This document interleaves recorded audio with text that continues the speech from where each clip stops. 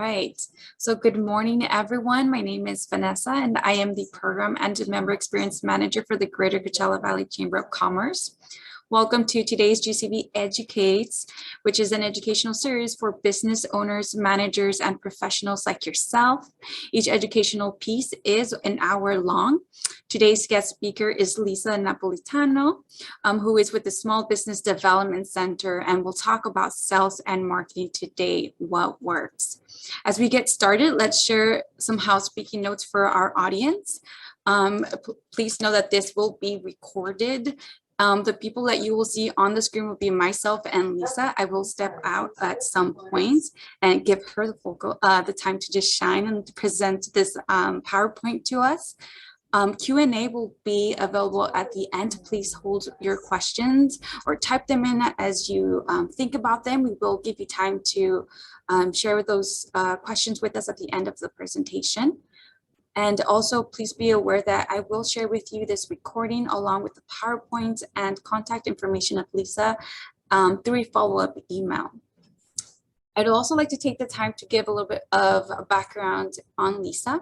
So Lisa is a successful entrepreneur, trusted advisor, business coach, and skilled executive with more than 30 years of experience helping companies improve their process and people to drive performance.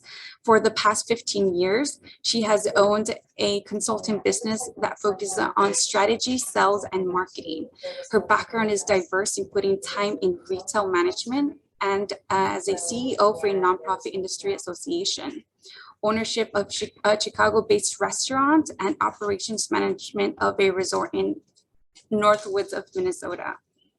So Lisa, anything else you would like to add to that? No, I'm just going to talk really fast today. Perfect. Well, I'll let you go ahead and take that away. Thanks, Vanessa. Thanks for the opportunity to be with you today. Let me just give you a little bit of background on what SBDC is. For those of you that may not know, the Small Business Development Center is part of the SBA, the Small Business Administration. We are supported and made possible by the federal government, the state government, local governments, partnerships with universities, and basically we exist to help small businesses do everything better. Starting your business, growing your business, selling your business, buying another business, improving sales, hiring people, sales and marketing, whatever it is that you need to do well to have a small business and be successful, we cover that topic and we do it at no cost. We do training like I'm doing today, although we also have very in-depth training, could be 2, 3, 4, 5 weeks on a topic. And we do one-to-one consulting. So I want to say up front, today I don't have enough time to get very specific industry by industry to give you examples of retail versus e-commerce versus service business, because I have about 45 minutes to tell you everything I can that's the most important about sales and marketing. What I'm hoping you will do is follow up with SBDC, register as a client. It's really simple and easy. We don't share your information. We have a confidentiality agreement. We work with thousands of businesses in all the ways I just mentioned, and we can work with you one-to-one on your business and your business issues specific and unique to you. So that's my pitch for SBDC. That's who we are. There's our contact information below, and Vanessa is going to give you my email address when she sends you the recording and the slides. And all you have to do is reach out to me and say, Lisa, I'd love to get some help. Here's what I'm thinking, and I'll get right back to you. So that's where I'm coming to you from today, is the Small Business Development Center. So sales and marketing essentials. These are the 5 essentials, in my view, for a small business in particular. 1, you need a plan. I'm not so interested in exactly how complicated the plan is. When I say you need a plan, you need to write things down, commit to them, and see if you're executing on them. I meet a lot of small businesses that sort of wing it, sales and marketing. They try a little of this, they try a little of that. They're not really committed to a specific thing for 6 months, for 12 months. They're not measuring how well their efforts or their money are doing in helping them grow the business. I want a small business to have some kind of a plan. We can help you put a plan together, but I want you to have something in writing. You need to understand niche. Without a target, there's no bullseye. So by niche, I mean, what target are you going after in the marketplace? What makes you different, but who are your customers? A lot of small businesses sort of put a lot of information out there to the masses and hope something sticks. Small businesses really need to get more targeted about who their customers are and to go after those targets in a very specific way. You need to create loyalty. You don't just want to sell things to people. You want them to become fans of your business. Word of mouth marketing is the best kind of marketing there is. You can't just lay money on the table and buy it, though. It takes development and nurturing to create fans who are loyal, who will not only keep buying from you, but will tell everybody about you. This is very important for a small business, and we're going to spend quite a lot of time on that aspect today, especially because loyalty programs, referral programs, things like that are largely free.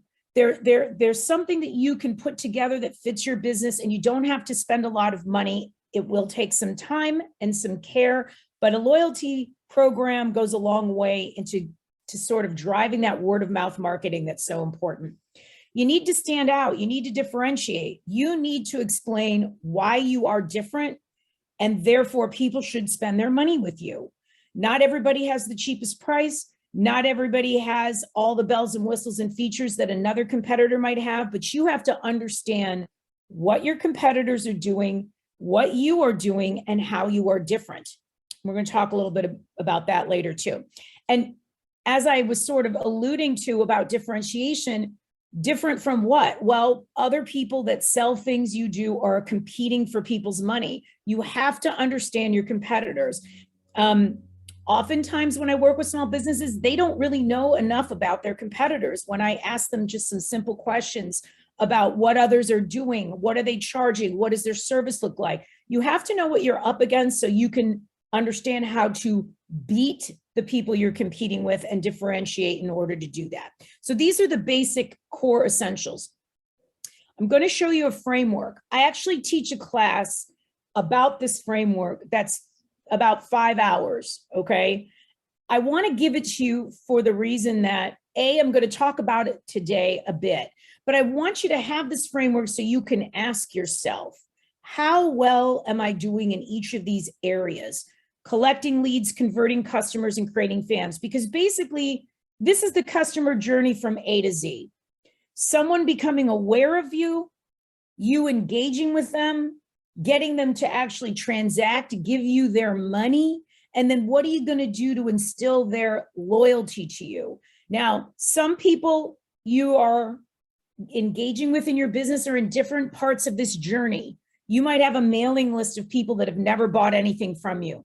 Well, those are people that you've targeted, you've gotten information from, but you haven't actually converted them to a customer. So what are some of the things you have to do in that bucket to be better? How do you actually convert people into customers? What will entice them to make the decision to buy and make the decision to buy from you? And then I said I was going to spend some quality time today on loyalty because I really believe it's something that is available to everyone, and it's easy to implement, especially in baby steps. We're all familiar with loyalty, but what are the different parts of the process of creating loyalty? So ask yourself, what am I doing at each of these stages of the customer journey? Where am I strong? Where am I weak?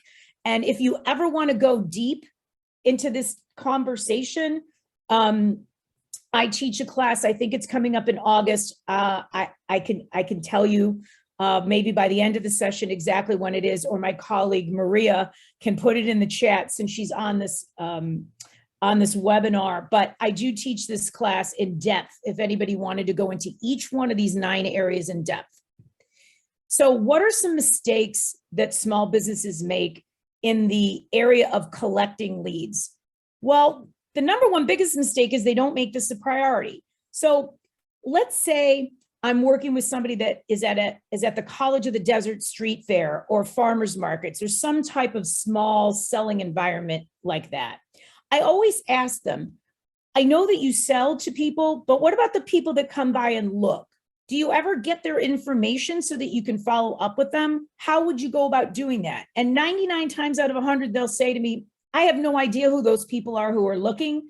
I might chat with them, but I don't have any mechanism in place to actually capture them as a lead so that I can talk to them later. Because the whole point of collecting leads is I want to know who's interested in my business, even a little bit interested, so that I then have the chance to continue to talk to them. Now, you can do a good job of talking to them and you can do a bad job of talking to them. That's a whole nother topic. But if I don't even know who they are, I have no chance to talk to them. So collecting leads is extremely important to give a small business a chance to engage and to convert and to create a loyal customer. So not understanding how important this part is the number one biggest mistake.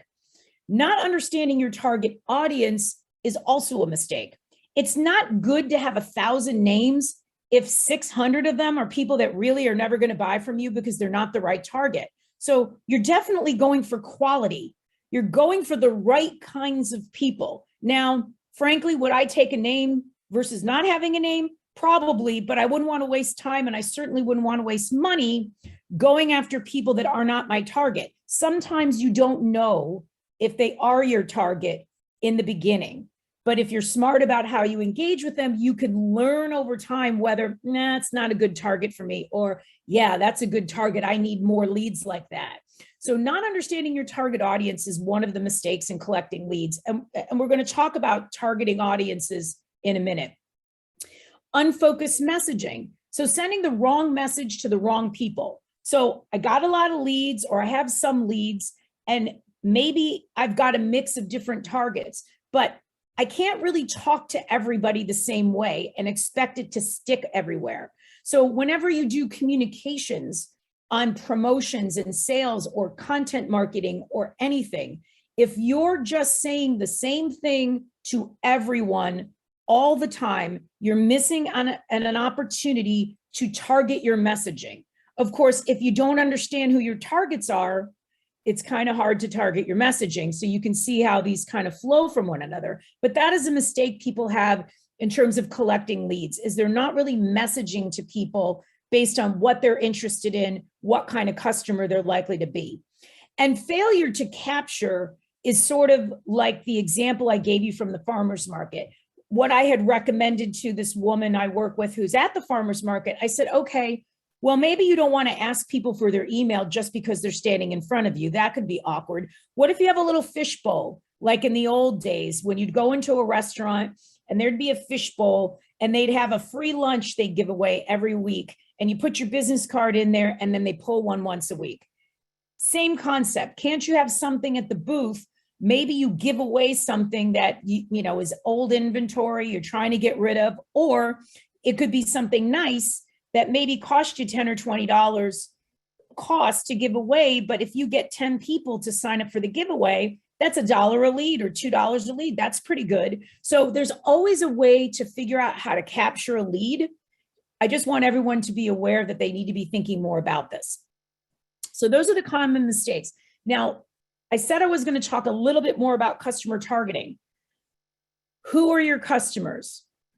Who are they now? So there's a difference between who's buying from you now and who you really think your ideal customer is going forward.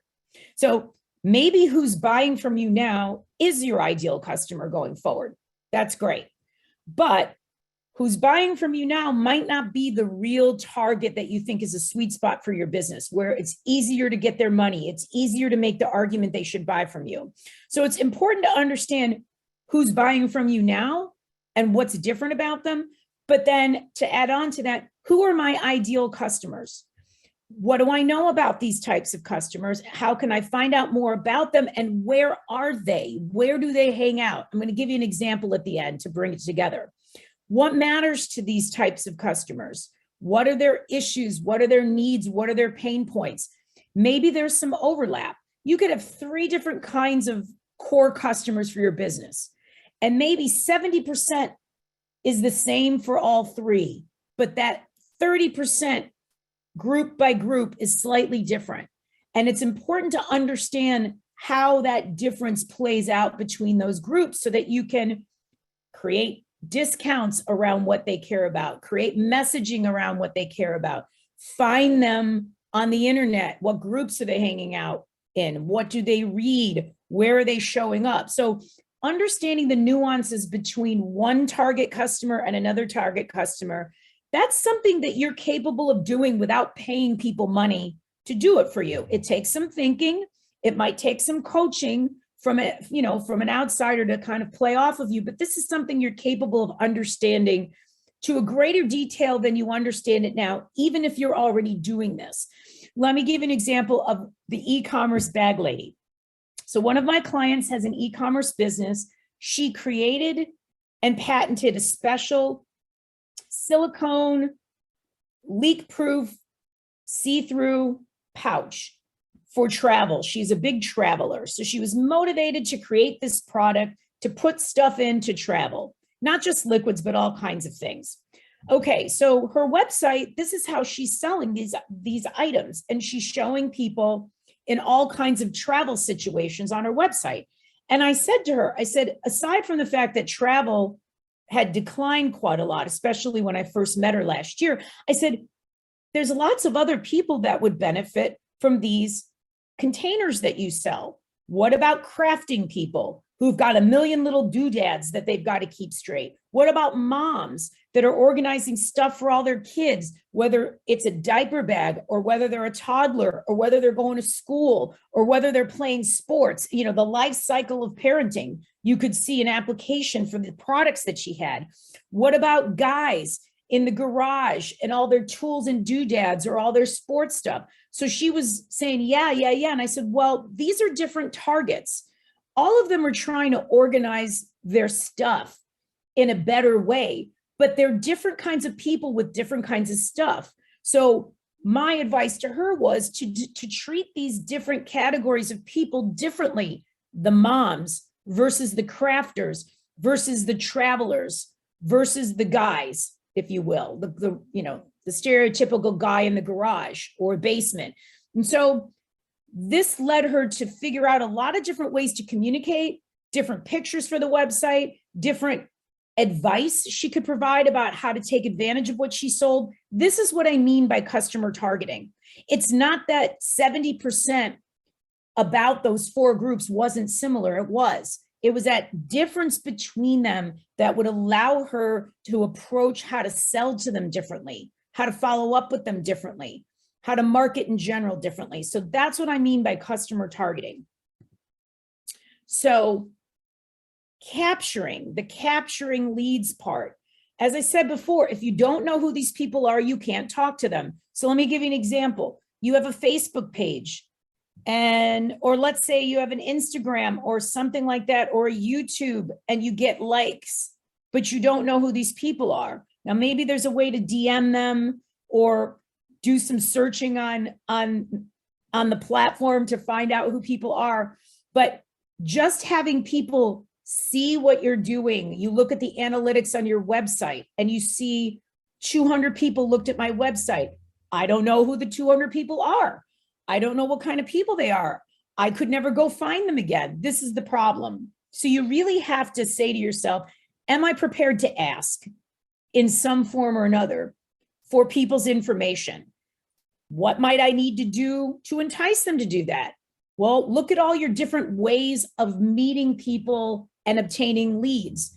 Your website, your in-person networking, when you go to events, through social media, if you have a blog, when you do advertising, when you do email campaigns, from your search engine optimization, phone, calling people the old-fashioned way, people that walk into your business literally. I mean, if you have a store and people come in and are looky-loos, do you have anything going on in the store that might entice them to tell you who they are?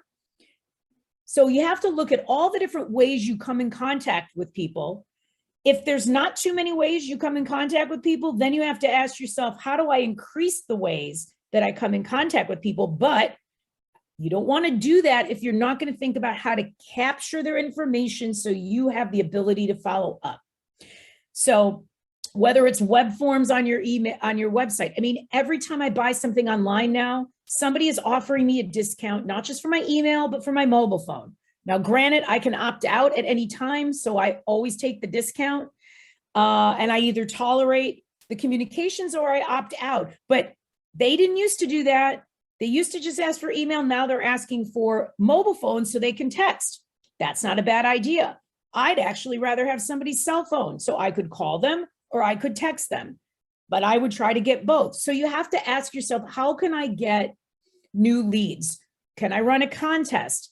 Can I demo my products if you do this in person and get people to my location for a demo and a free gift? And by doing that, I get their information. Maybe I sell some things that day. Maybe I don't sell as much as I want, but I get a captive audience and I can ask them for that contact information in exchange for what I've done for them. So building a list of good leads allows you to market to them, and preferably in a targeted way. And this little post-it on the right, I am a huge fan of businesses partnering with other businesses.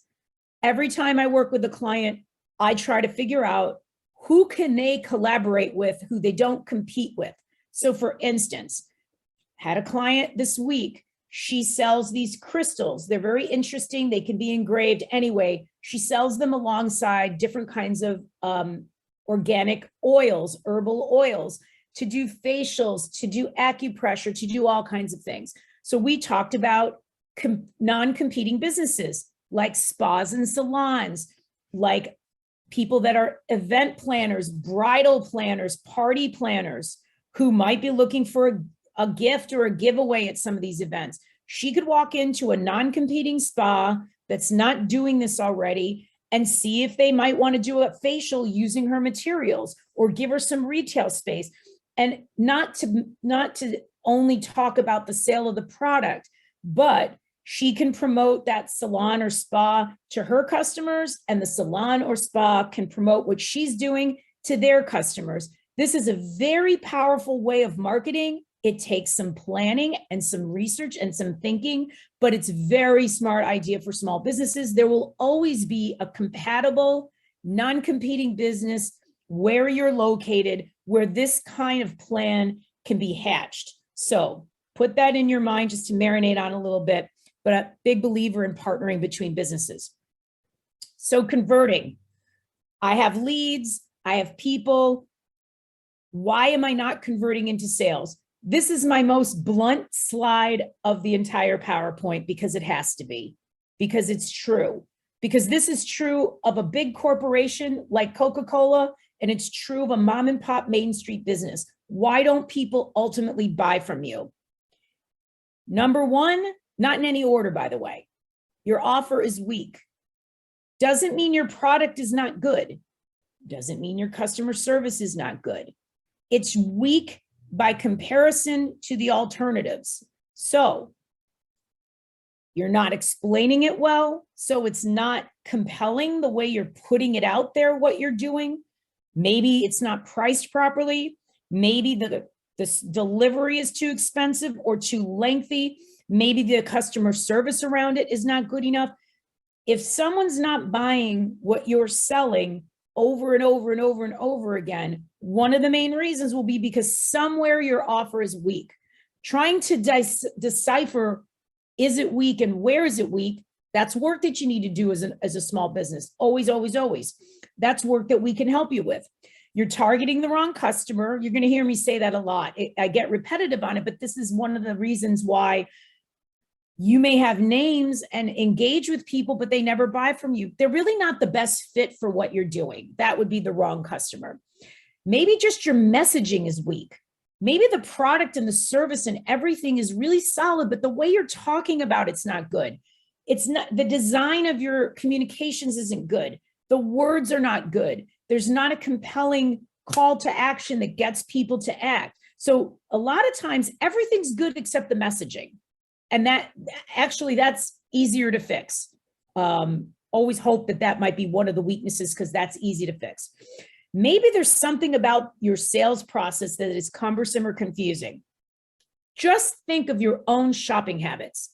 How often do you buy something that you love, but you hated everything about the purchase process? And you said to yourself, if I could ever find this thing somewhere else, I would never buy it from those people again. But I'm willing to put up with it because I love this thing I bought so much. But boy, did buying it really stink. That's what I'm talking about. We've all said that. Just remember, it's rare that a product can survive a very poor, cumbersome, confusing, irritating sales process for very long, because someone will always find an alternative if this is bad enough. But this is a reason why people don't actually decide to spend. And your follow-up is weak. So again, you want to get leads, you want to get targeted people you can talk to, but if you don't really talk to them, you're not enticing them to buy from you. So weak follow-up is a very big reason why people don't convert more interested people into buyers. So competitor analysis is a very big, and let me just remind you again, look at these bullet points of these mistakes and now say to yourself, what would really help me have a stronger offer, have better messaging, have a better sales process, talk to people in a smarter way? Well, one of the things is to know what your competition is doing. Big companies do a very good job of this, primarily because they can't survive without it, and also because they spend a lot of money on it. There is a way to know more about competitors without spending a lot of money. You have to do the research yourself. When I ask people I work with about their competitors, they will sometimes give me statements that make it sound like they've done a lot of research, and then I ask for a little more details and they can't tell me. This is accessible to all of you. You want to know, what are people offering, how are they delivering it, and what is the total cost? It's not enough to know what the price is. There's always hidden prices, hidden fees and things, delivery, return policy. What is the total cost of what it is that they're selling? And I don't just mean people down the street. It could be people physically within geographical proximity to you. Could be people on the internet, which means they could be anywhere, right? But you have to get a good feel for what they offer, how they deliver it, and what the total cost is. Start by going to their presence, their web, but not just their website, their social media. What are they saying? How many followers do they have? How are they posting? I'm not saying you have to analyze every competitor, but look at enough to get a feel for how they're talking to people. What are their reviews? Are they getting good reviews? In what way? It's not just about whether they're good or bad. It's about reading the details of what they do well and what they don't do well. That would be Yelp, Google, social media, whatever. You could do market research in your industry in particular. That is something that big companies pay a lot of money for. It is something that SBDC has access to a lot of data, and we can run some industry reports for you at no cost. This is not for everyone.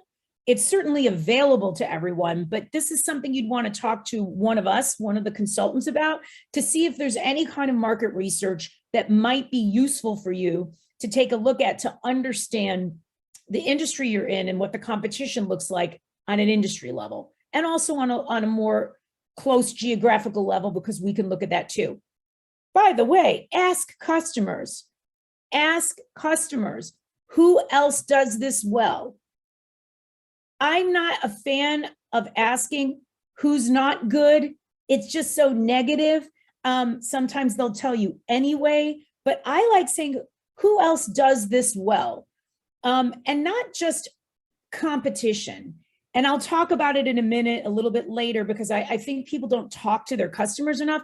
But even just like, what do you like about some of the other businesses where you shop, especially small businesses? They don't have to compete with you, but just to understand what makes a difference, what people notice, what they like and don't like, can give you ideas. And of course, keeping abreast of consumer spending trends. So, good example, during the pandemic, people started buying pajamas and elastic waist pants. Some of us have yet to give those up, but that's another story. They bought cookware so they could cook in their kitchen. Anything to do with the kitchen and cooking, sales shot up. That's an example of a shift in a consumer spending trend. I don't know if what you sell is being affected by any particular shift in a trend, but this kind of thing makes the news. It's not hard to find. So this is worth staying abreast of, even once every 2-3 months or a couple times a year. Make sure that if there's a shift in the ways people are spending money, that you take a look at that and say, is that going to affect me or not? Okay. So now you've got a looky-loo. Now, how are you going to engage? So the point of engaging is you're trying to stay close to somebody until they make the decision to buy. Let me just tell you a quick story about, I had seen all these ads for water fountains, drinking fountains for cats. And I've had cats for years and I never bought a drinking fountain. But in the back of my mind, I thought, I really probably should consider buying a drinking fountain. And then I'm on to other things. Well, on my Instagram comes a post for a drinking fountain. And the interesting thing about it is at that moment, right in time, I said, you know what, I'm going to bite the bullet and buy the drinking fountain. This was in my head for years. And that ad crossed my path right at the right time. So part of what I'm talking about here is that you have to keep communicating with people, not irritating them, but being smart about staying in front of them. Because just because somebody doesn't buy immediately does not mean they don't want to buy or they're not interested. It just means they haven't made the decision yet, or they don't want to spend the money right now, or they haven't decided whom they're going to buy the product from. So failure to act doesn't mean they're not interested. It just means they possibly have not decided yet. So that's one of the things you want to make sure you remind yourself of.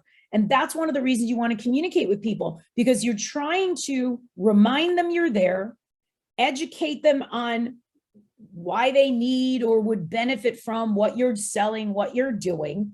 You want to build some trust and instill confidence. Keep reinforcing why you're the right choice. Just remember, I've been softened up by somebody else's content, like the water fountain Instagram. What I didn't tell you is I didn't buy that water fountain. That ad got me thinking about buying it, but I did a little research and I did not buy it from the people that gave me the ad. I bought it from somebody else. So you want to not just be in front of someone, you want to continue to populate their thinking so that when they do make a decision, they're more likely to choose you versus somebody else that does what you do similarly. So it's a multiple approach here. Don't let them forget you're there or what you offer is there. Keep trying to build trust so that when they do make a decision, you're not the Instagram ad like mine, where I tossed it to the side and went and found a better option, that they already have confidence in you. And so that's, credibility, proof of value. And you have to anticipate, why might they not want to buy from you? Why might they not want to part with their money? And sort of proactively address those concerns or barriers in the way that you communicate. So keep that in mind. A couple of ideas too. Everybody promotes around holidays. We know that. But here are some different ways of thinking about when you make the offer, when you remind people that what you have is a smart purchase right now. There are other times of the year where people are in buying moods. So it kind of depends on what you sell, but when they're in a giving mood, not just around a major holiday, birthdays, weddings, graduations, there's no way to know when a birthday is. They're every day. So targeting around, have you thought of this as a birthday gift? Or when they want to have a social affair. This is a moment that matters in people's lives. When a group is getting together and celebrating something. Is what you're selling, does what you do have any chance of impacting that social affair? That could make for some good marketing ideas. When it's time to set a goal, tax season, new year, back to school, these are goal setting times. When people are thinking, gosh, it's hard to deal with this, how can I get some help? And then when it's time to treat yourself, if what you sell has anything to do with relaxation, renewal, pampering, mindfulness, any of those kinds of things, that's a good way to reach people, because that's a moment that matters for them as well. Okay, we're going to end on the concept of loyalty, because to me, loyalty is so important for a small business, because it's that free marketing. It's that free marketing. So how do you create fans? Well, the most common mistakes small businesses make around this notion of creating fans is they're not really prioritizing the nurturing of the customer relationship, which starts with the way you deliver on the transaction in the first place. What was their experience buying from you? And how did you treat them and all around that? What ways could you have impressed them? So not just a smooth and a good delivery and good customer service, but the actual impressing a customer, which makes it more likely that they will tell people about you, especially when they're impressed. And then lastly, how do you create a fan? How do you multiply a happy customer into word of mouth marketing and multiple customers? And yeah, sometimes it just happens on its own, which is great. Not enough times. I know that I have said to myself, I'm going to write a good review. I'm going to tell my friend about this. And then life gets in the way and I don't make it a priority. So even with good intentions and people that want to promote you, there needs to be a plan in place that's going to reward them, incentivize them, remind them, attach them to your business in a way that makes it more likely that this happy customer is going to do that for you. So I said before, not talking to customers enough, because part of creating loyalty is understanding what's important to them. What do they like? What do they want? What would benefit them?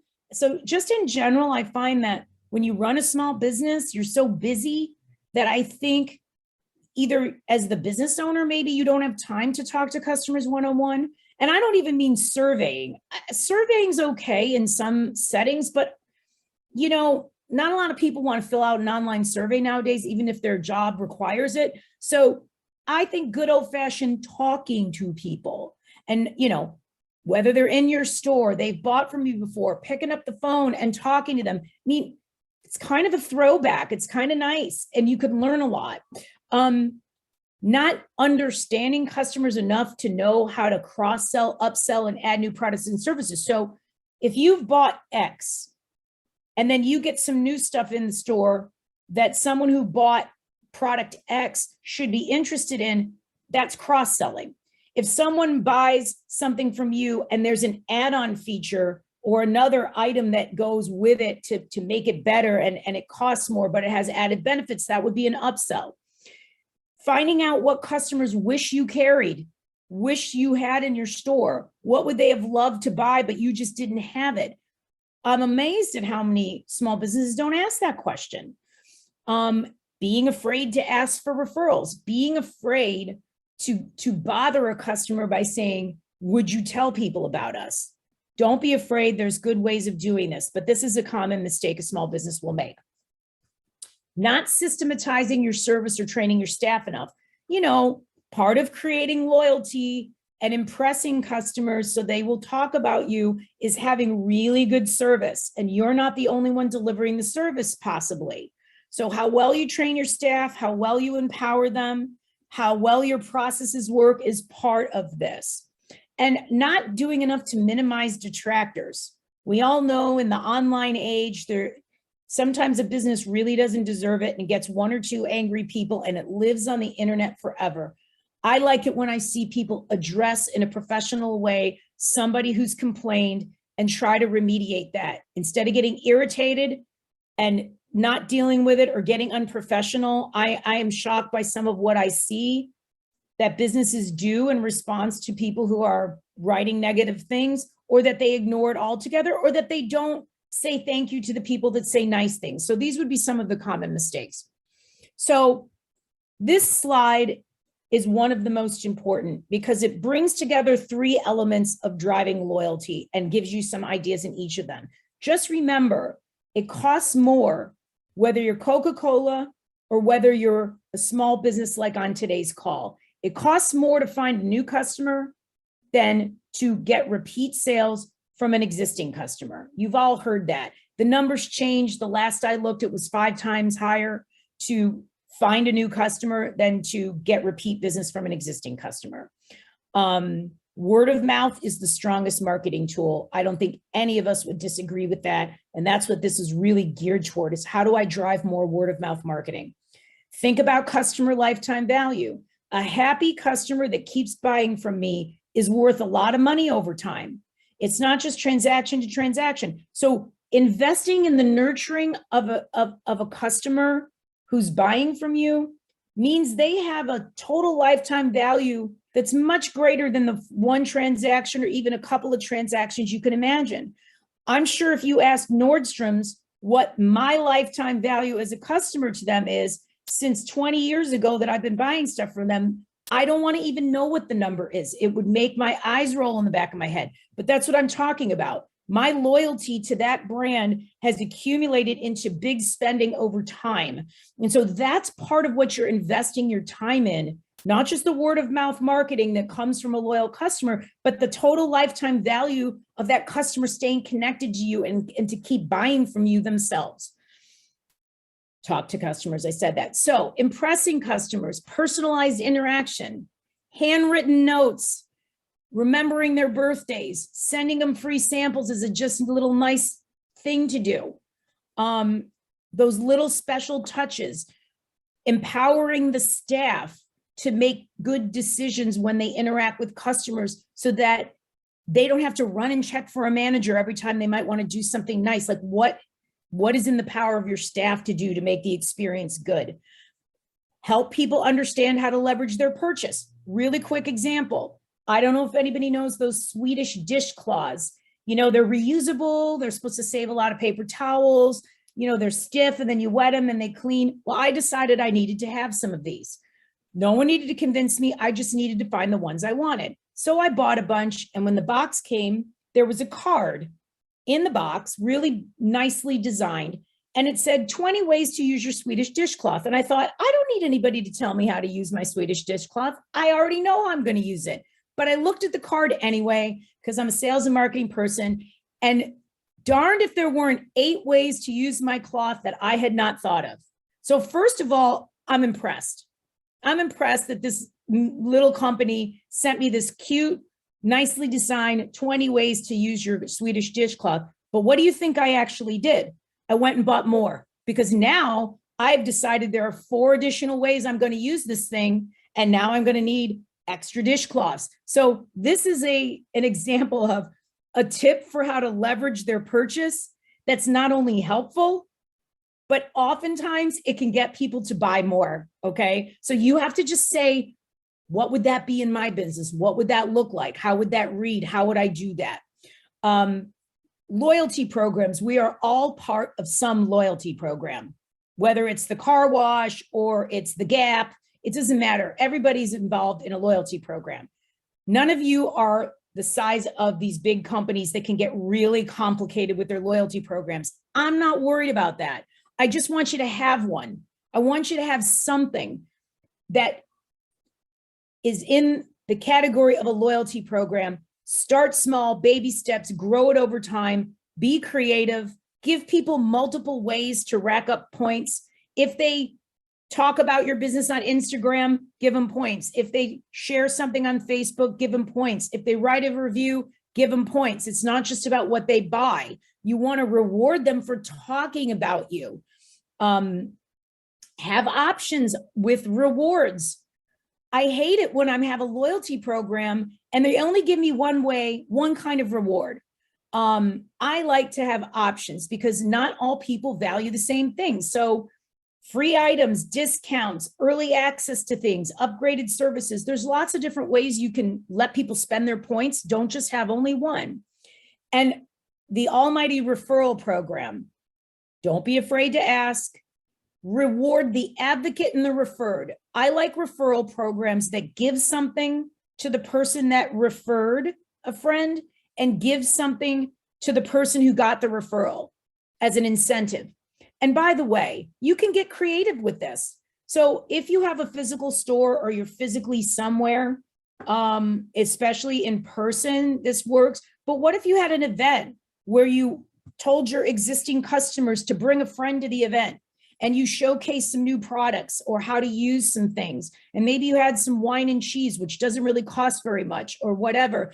And you have a nice, fun little event and they get to bring a friend. And it might be something they want to bring a friend to because it's a happy hour. That's why I say the wine and cheese. I mean, this is a variation on a referral program where you're getting an existing customer to bring their friends into your space to learn about your business. Again, this is not something you're going to do every week, but this is a smart way to look at the concept of referrals. Okay, so to wrap it up, a couple of quick ideas and then I'll take questions. Some other Bootstrap ideas. Social media. We have many, many classes at SBDC on aspects of social media. Could be how to leverage your e-commerce site, every platform in social media you can think of, how to do paid advertising in the different social media channels, what the post should look like, how often you should do it, what content marketing is, and the list goes on and on. I just want to give you a couple things to think about, but I really encourage you, because social media marketing is so incredibly important nowadays, and especially for a small business, and especially for an e-commerce small business. SBDC has a lot of resources in this area. You need to be on multiple platforms. It doesn't matter if your friends are on it or if that's the one you like. TikTok, Instagram, LinkedIn, Facebook, YouTube, Pinterest, you name it, you should be on all of them, okay? I'd rather you do one or two of them really well than do nothing but have 5 or 6 accounts on different platforms. So don't get me wrong. When I say I want you on all of them, I want you to utilize all of them in some way, shape, or form. It's free until you start with the advertising. It's free. Join groups that represent your target customers, meaning, let's say you sell stuff that moms would like or new moms would like. Well, there are groups of all kinds on the internet, on Facebook, on Instagram, special interest groups for new moms. Join them and listen. Listen means read what they write, read what they complain about, read what they wish they had. Maybe there's a way you can participate that's appropriate. So it's as much for learning as it is for understanding how to speak to that group of people, and maybe even an opportunity to follow up with some people. So joining groups and listening and understanding is a good way to target specific customers. Commit to the regular activity. Please commit to the regular activity. If you're not willing to post regularly and post intelligently, you're probably better off not posting at all. We can help you with that. It's not that it's easy, but it's really not so hard. The hardest part of it is committing, is planning for it. I mean, if you really plan in advance what you want to do, what holidays you want to hit, what your messaging is, you can set that up for a whole year and have it automate itself through something like a membership to Hootsuite, or one of those types of programs that helps you manage your social media marketing. You can use Canva for graphics. Canva has a free version that's nice. Google has a lot of analytics tools. So, and consider advertising, because smartly placed and well done advertising actually really, really helps. But a lot of people will spend their money and get nothing for it and say, well, advertising doesn't work. And then we might consult with them and realize the way they did the ad was not optimal. So consider advertising, and we have people who are experts in sort of digital advertising and what works and doesn't work, and can guide you through that if you're willing to consider it. But definitely don't just throw ads out there and look at all the money that you're spending and wonder why maybe you're not converting, without talking to somebody that might be able to analyze that a little better and give you some ideas. Last thing, claim your business. So many small businesses do not claim all of their business locations they can have for free, or they've got the Google business page, but there's nothing on it. There's not enough details. There's no pictures. There's no additional information. They're not taking advantage of these free business locations they can claim. And there's probably more than you realize. Here's a list right here. So take a look at what you've claimed and whether you've done the most you can with it. It's a simple thing to do, helps promote your business, also gets you higher ranked on the search engines. So my final thought, talk to your customers. You as a small business owner, especially if you are an in-person business, have an advantage in that you're physically around your customers in that scenario. You can talk to people and they don't have to be right in front of you. You can call them, you can engage with them. What do you like about our business? What could we improve? What products or services should we offer? Because if enough people say, I'd really like you to offer X, that's just guaranteed sales right there if you decide to offer X. What do you like about our competitors or just other businesses that you do business with? so that maybe you can get ideas. Small businesses really have an opportunity to talk more to their customers and learn more that will help their business. So that's it. We've got a good 10 minutes, which means I'm ahead of schedule, which is fabulous. And I'm going to look in the chat and just see. Okay, so these are just a little chit chats back and forth. No questions. Does anybody have any questions for me they want to put in the Q&A? Or maybe you have the ability to unmute and ask a question. I'm not sure. I probably can give you permission myself to unmute if you want to. Anybody with a question, sales and marketing question at all? Want to argue with me? Debate me? Want to share a good success story or anything? Something that's worked for them that maybe another small business would benefit from? Oh, there's in the Q&A. I'll debate you. Yeah, that's my colleague, our web and social media marketing expert, Ryan Stull. So if you call me or email me and want to work on that, I'm going to connect you to Ryan because he's great.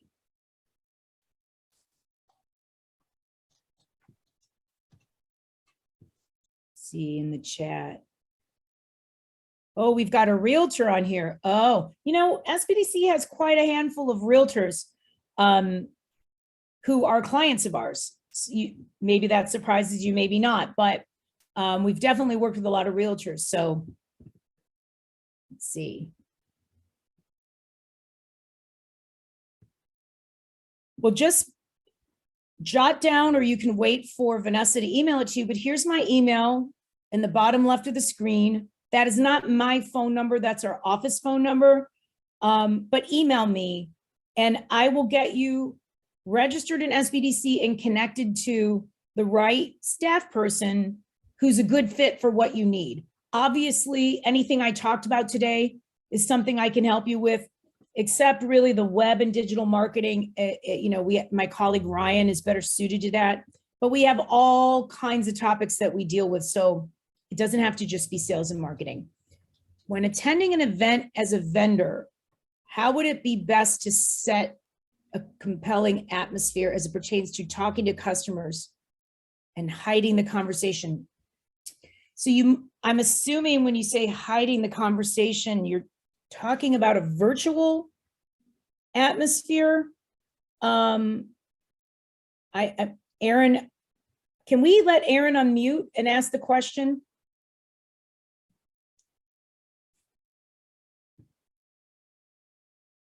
Oh, he means guiding. Let me go ahead and figure that out.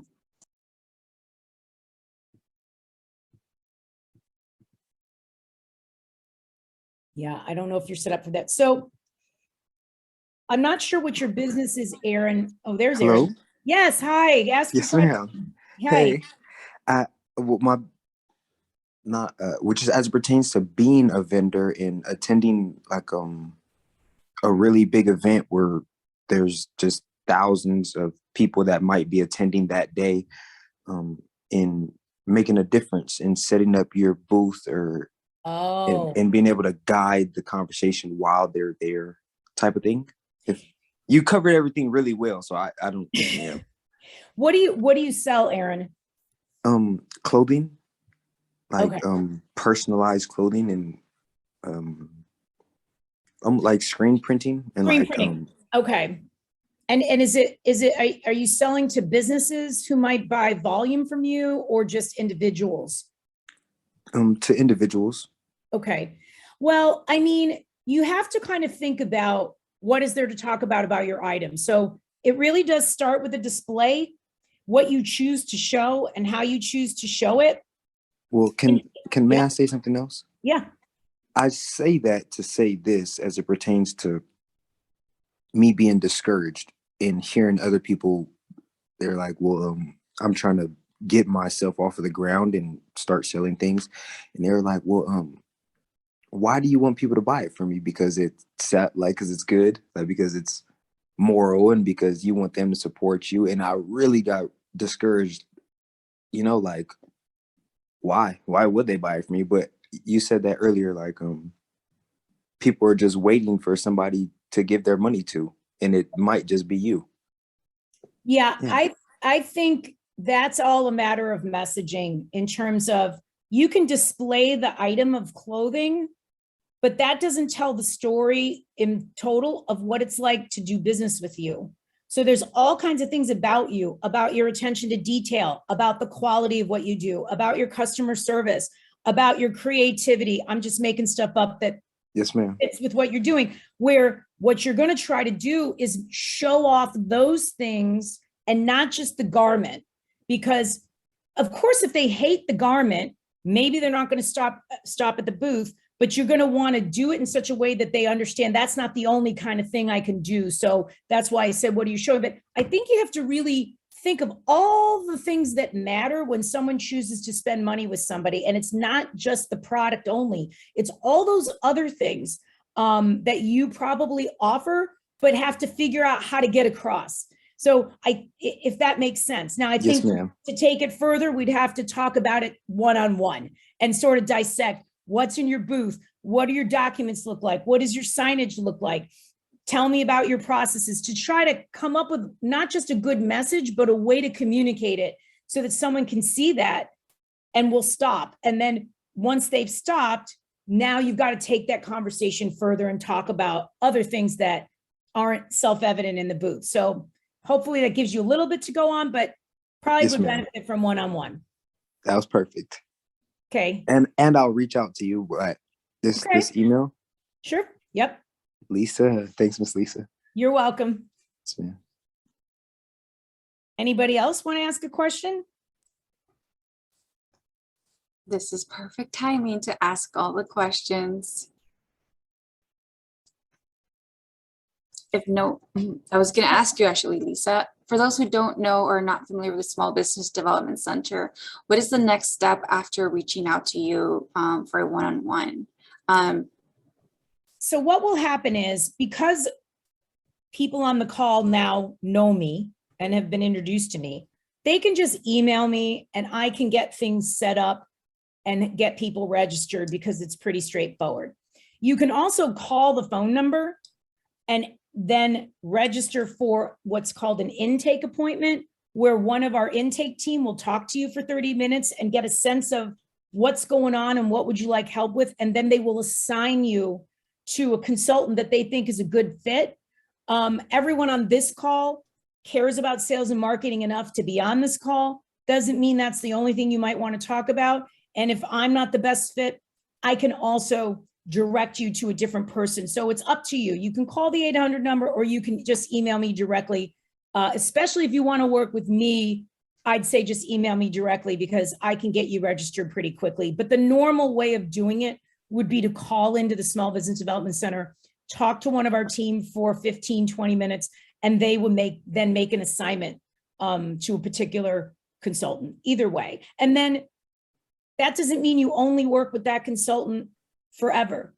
You can decide you don't like your consultant, it's not a good fit, and you can get a different one. You can have a different need, like I mentioned with my colleague Ryan, where I'm going to help you with this stuff and Ryan's going to help you with that stuff. Maybe we'll work simultaneously with you. Maybe I'll do some things with you first and then you'll work with Ryan. And maybe 2 years from now, you need something completely different. And it isn't me who's the best fit. It will be somebody else on our team. We have 150 people just in the Orange County Inland Empire. And just highlighting this, it's a free program to local business owners. Everything. Yep. So, No cost for our training, no cost for our consulting. perfect. And so I know you mentioned earlier that you have a webinar, it looks like August 3rd to the 17th. Is that, and what I can do is share the link as well through a follow-up email after this presentation. Yes, so the 3-part, 3 weeks in a row class that I teach on the whole customer journey, it's an hour and a half each class, and then I give you a workbook for each class, which is just for you to organize your ideas and come up with a plan. So it's more of a deep dive on some of the things I mentioned today. Awesome. Well, if there isn't any other questions, we are close to that time. I will go ahead and, as I mentioned, follow up with an email that will include a recording of this webinar, the PowerPoint slides, and Lisa's contact information along with her upcoming webinar. Lisa, thank you so much for your time and on all of this value information you have shared. Also to the Small Business Development Center for connecting with us to put this together for our members and our audience. Again, if you do have any questions, feel free to reach out to either Lisa or myself.